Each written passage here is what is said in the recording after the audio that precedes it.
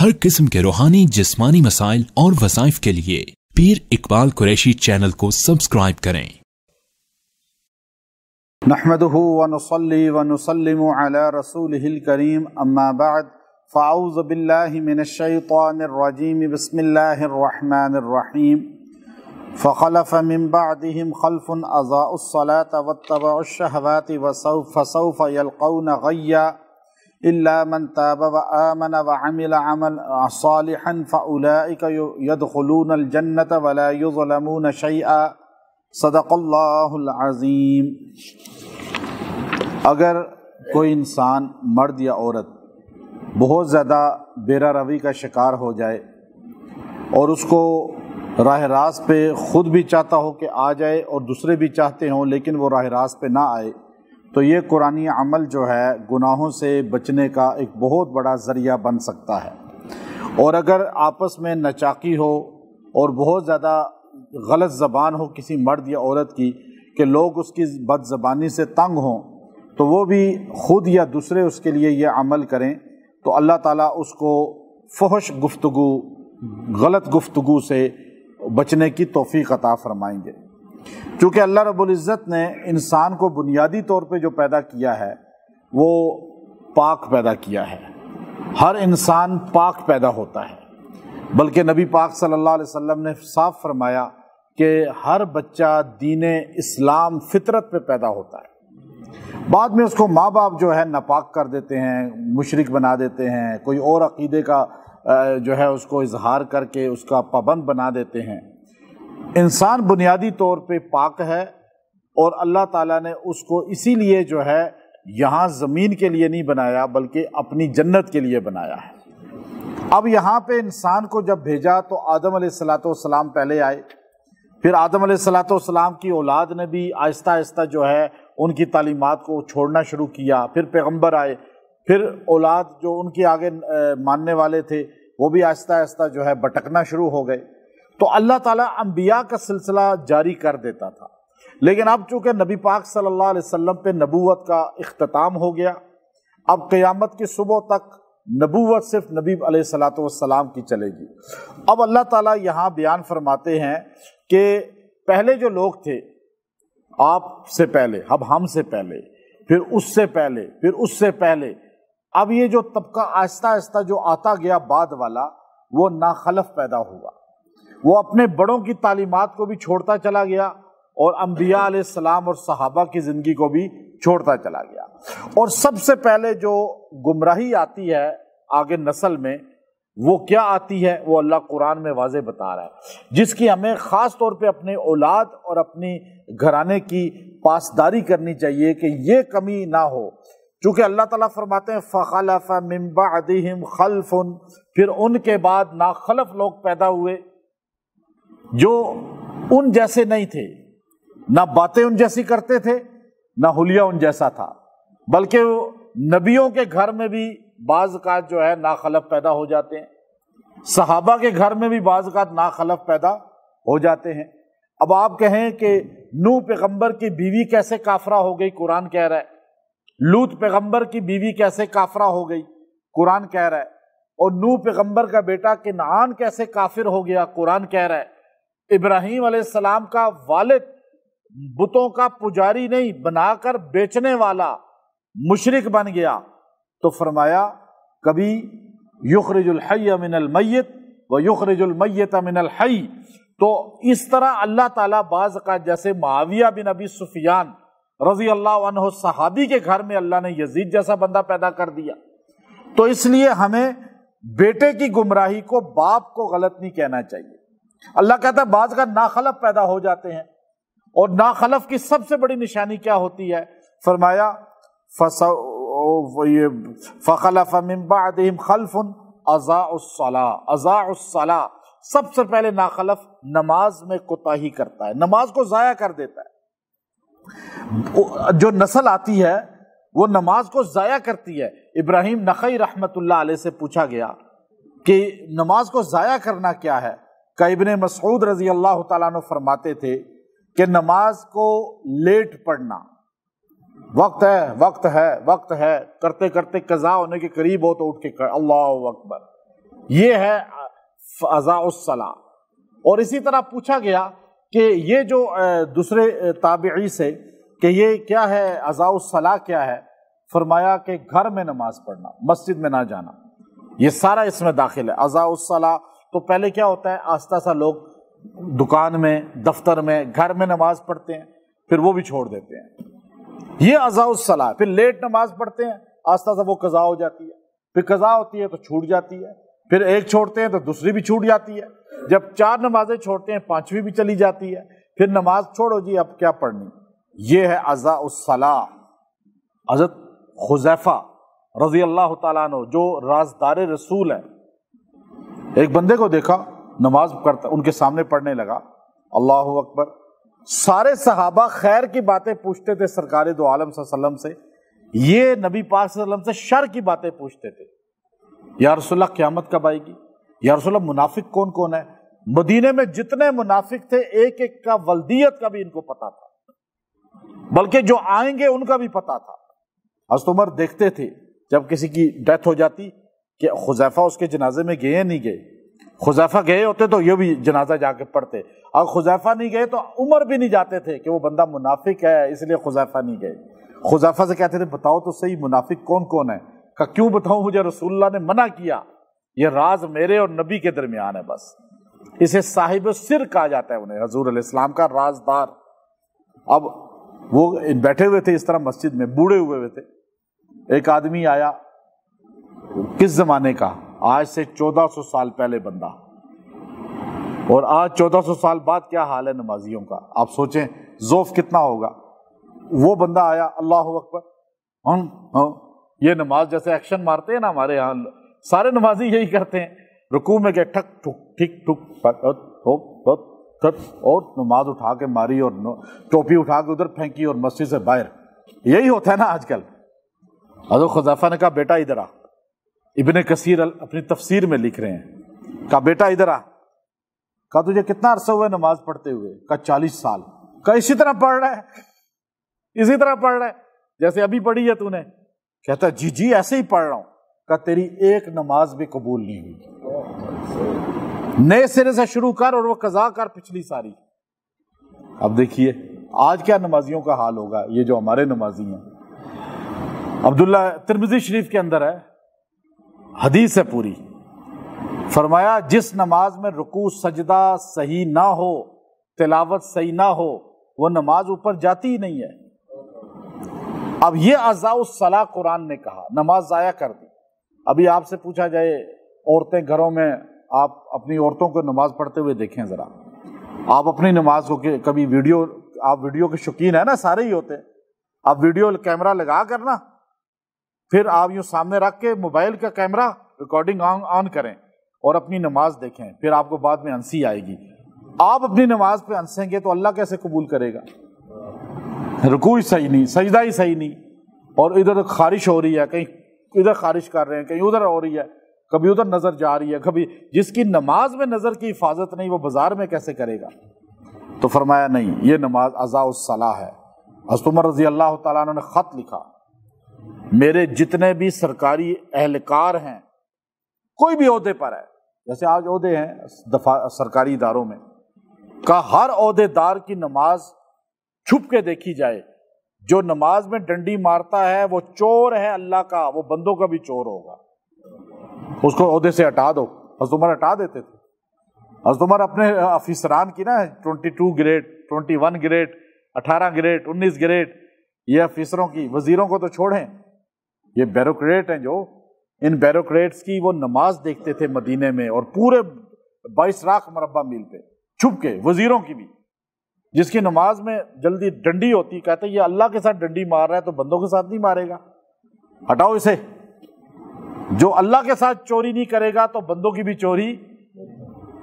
آج میں آپ کو دعوے سے کہتا ہوں، اس سال جتنا بجٹ ٹیکس اس ملک سے اکٹھا ہوا ہے، اگر آپ کو وہ فگر پتہ چلے تو آپ سارے بے ہوش ہو کے گر جائیں، او اتنا بڑا پیسہ خزانے میں آ گیا، لیکن اگر چوری نہ ہو رہی ہو تو وہ سارا کا سارا صحیح جگہ لگے نا۔ خالی پنڈی اسلام آباد کا جو ٹیکس ہے وہ اتنی بڑی تعداد میں جمع ہوا ہے کہ آپ سوچ سے بھی زیادہ آپ کو پاکستان کو چھوڑ دے پورے کو لیکن چونکہ نماز صحیح نہیں، چوریاں یہاں بھی کر رہے ہیں وہاں بھی کر رہے ہیں۔ تو اب فرمایا پھر اگلی بات اللہ نے کیا فرمایا، اضاعوا الصلاۃ واتبعوا الشہوات، اور وہ جو ناخلف تھے نا، ایک نماز کو چھوڑنے میں لگے اور ایک شہوت پرستی میں، شہوت پرستی، لذات میں۔ یہی تو ہمارے سارا طبقہ، حکمران طبقہ پڑا ہوا ہے لذت میں، نماز چھوڑ دی اور لذتوں میں ادھر ادھر دورے، کھانا پینا، عیاشیاں، عوام جدھر مرضی جائے۔ تو یہ عوام بھی اس میں پڑی ہوئی ہے۔ لذات کیا ہے؟ حضرت علی فرماتے ہیں کہ اکڑ والی چیزیں پیدا کر، تکبر والی، کوئی بھی چیز خریدنا تکبر، لوگ دیکھیں، لذات میں پڑ گیا۔ اب یہ جو نماز کو چھوڑ دے گا، لذات میں پڑے گا ایسے حرام کاموں میں، فرمایا فَسَوْفَ يَلْقَوْنَ غَيًّا، وہ ضرور داخل کیا جائے گا غیّا میں۔ غیّا کیا ہے؟ جب ابن عباس رضی اللہ عنہ مفسر امت سے پوچھا گیا کہ غیّا کیا چیز ہے، فرمایا ہر غلط چیز کو غیّا کہا جاتا ہے۔ پھر فرمایا دوزخ میں غار ہے، غار، اس غار کا نام غیّا ہے، اور وہ اتنی خطرناک غار ہے کہ اس کے اندر داخل ہونے والا جب دوزخ سے اس میں داخل ہوگا تو اس غار سے پناہ مانگ کے کہے گا اللہ مجھے واپس دوزخ میں لے جا، دوزخ میں لے جا۔ اب وہ غار کتنی خطرناک ہے، فرمایا اس سے دوزخ بھی پناہ مانگتی ہے، اس کے اندر نئے نئے عذاب ہیں، نئے نئے اس کے اندر جو ہے نا سزائیں ہیں۔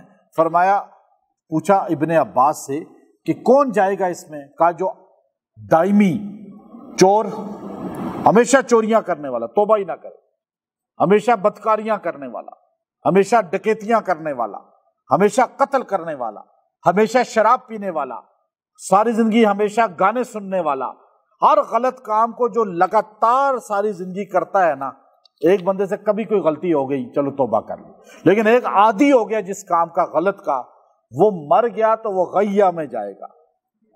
ابن کثیر رحمت اللہ علیہ نے پورے وہ واقعہ لکھا، آگے صاف کہہ دیا الا من تاب، مگر وہ جو توبہ کر لے، وآمن۔ اچھا اللہ کے ہاں الا مگر ہے، الا ہمارے قانون میں الا نہیں ہے، بس ہم جس کو غلط کام کرتے ہوئے دیکھیں تو بس وہ دوستی ہے۔ اللہ کہتا نہیں الا مگر جو توبہ کر لے، اللہ کہتا ہے اس کے گناہ ہی معاف۔ وآمن، اور ایمان لے آئے، وعمل صالحا، اور جو اعمال صالحہ کرے، فاولئک یدخلون الجنہ، اور وہ جنت میں داخل ہوگا، ولا یظلمون شیئا، یاد رکھو اللہ اس پہ ظلم کوئی بھی نہیں کرے گا کہ اللہ کہے تو تو وہی ہے جو گانے سنتا تھا، جو شراب پیتا تھا، جو بدکاریاں کرتا تھا، اللہ کہے گا جا میرے بندے میں نے تجھے معاف کیا، تو سیدھا جنت میں داخل ہو جا۔ لیکن موت تک توبہ کی توفیق ہے، اس لیے کسی کو مرتے دم تک اگر کوئی آدمی غلط ہے، شاید کسی لمحے توبہ کر لے، اسے برا نہ کہیں، توبہ کا دروازہ کھلا ہوا ہے۔ جنات عدن التی، وہ جنت اسے ملے گی جس کا وعدہ ہے، وعد الرحمن عبادہ بالغیب، جس کا وعدہ اللہ نے اپنے بندوں سے کیا ہے غیبانہ۔ انہ کان وعدہ مأتیا، وہ پکا ملے گا ان کو وعدہ ٹھکانا، وہ چیز ملے گی ان کو۔ لا یسمعون فیہا لغوا، وہ وہاں پہ کوئی غلط بات نہیں سنیں گے، جنت میں غلط بات ہوگی ہی نہیں۔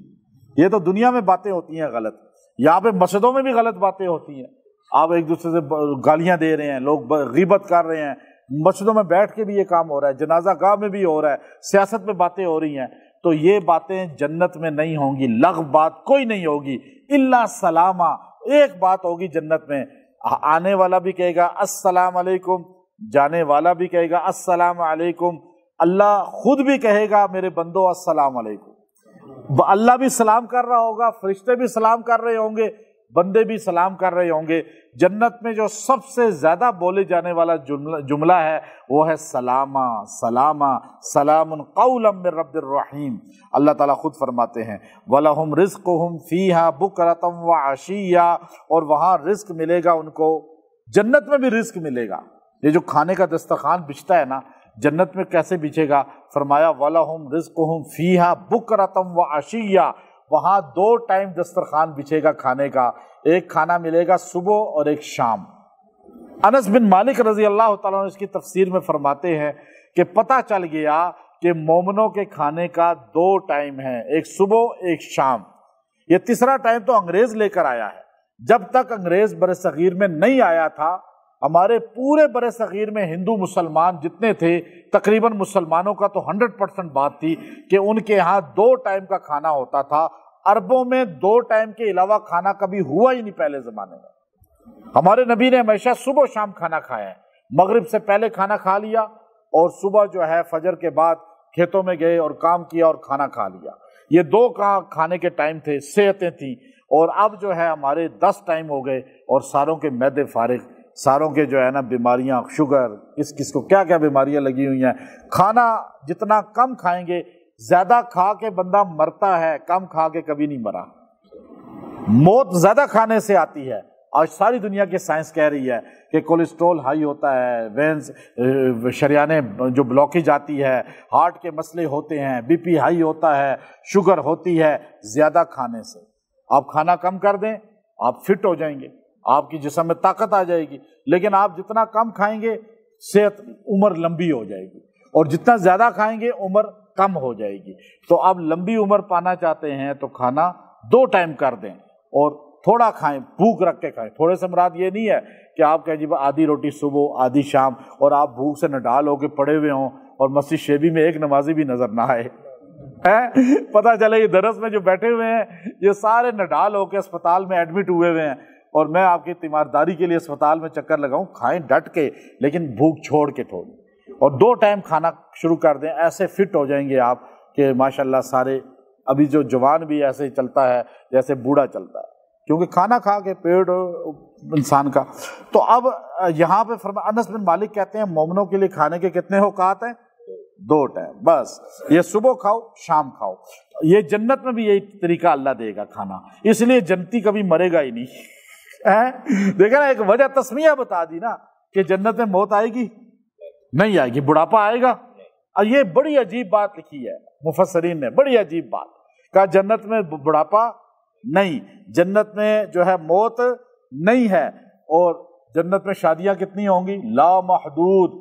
تو یہ ساری چیزوں کو اگر پانا چاہتے ہیں، طاقت بھی جسم میں ہو کہ شادیاں بھی زیادہ کر سکیں اور ساتھ موت بھی نہ آئے، بیماری بھی نہیں ہوگی جنت میں۔ بیماری ہوگی کوئی ڈاکٹر ہوگا جنت میں؟ کوئی حکیم ہوگا؟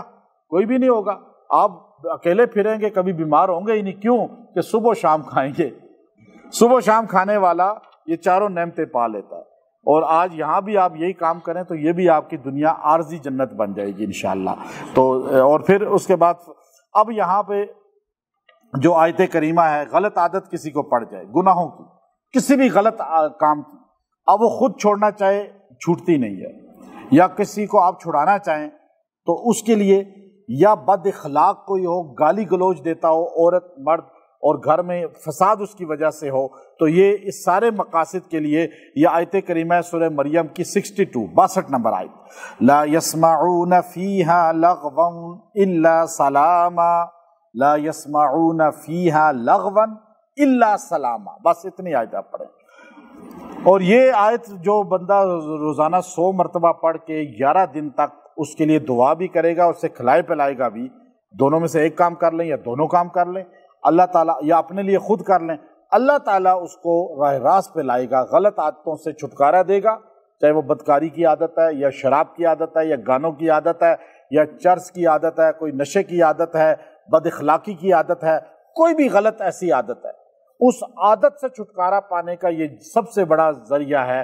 اس کو آپ جو ہے پڑھیں، آیت کو زائد تعداد بھی پڑھ سکتے ہیں۔ اور پھر اگر کوئی آدمی یہ چاہتا ہے کہ اسے رزق جو ہے وہ صحت دے، وہ اس کے ساتھ الگ وظیفہ بنتا تھا، لیکن میں ساتھ ہی جوڑ کے آپ کے فائدے کے لیے بتا رہا ہوں۔ اسی 62 آیت کی جو ہے اگلا جملہ جو ہے وہ آپ نے پڑھنا ہے، وَلَهُمْ رِزْقُهُمْ فِيهَا بُكْرَةً وَعَشِيًّا۔ جب کوئی چیز کھائیں نا تو اس پہ یہ ایک بار دم کر لیں، اللہ تعالیٰ اس رزق سے آپ کو صحت دے گا، ضرر سے بچا لے گا۔ وآخر دعوانا ان الحمد للہ رب العالمین۔